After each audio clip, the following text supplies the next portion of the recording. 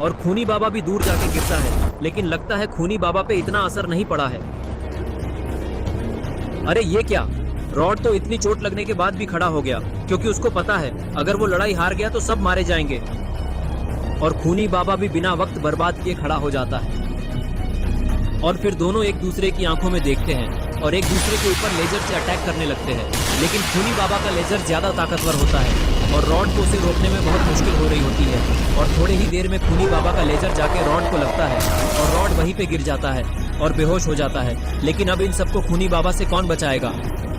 और तभी खूनी बाबा बोलता है कि मुझे मालूम था कि तुम मेरे सामने नहीं टिक पाओगे, लेकिन मुझे तुम्हारे साथ लड़ने में बहुत मजा आता है, क्योंकि तुम ही इनमें से एक हो जो मुझे थोड़ी अच्छी खासी टक्कर दे पाता है और मुझे टक्कर का मुकाबला पसंद है।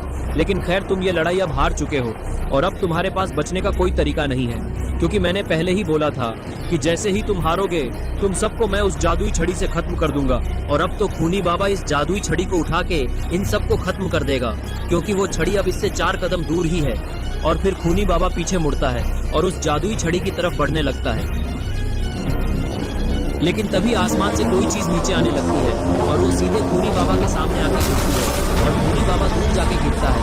अरे ये हथियार तो बाबा का है, इसका मतलब अब खूनी बाबा को बाबा से कोई नहीं बचा सकता।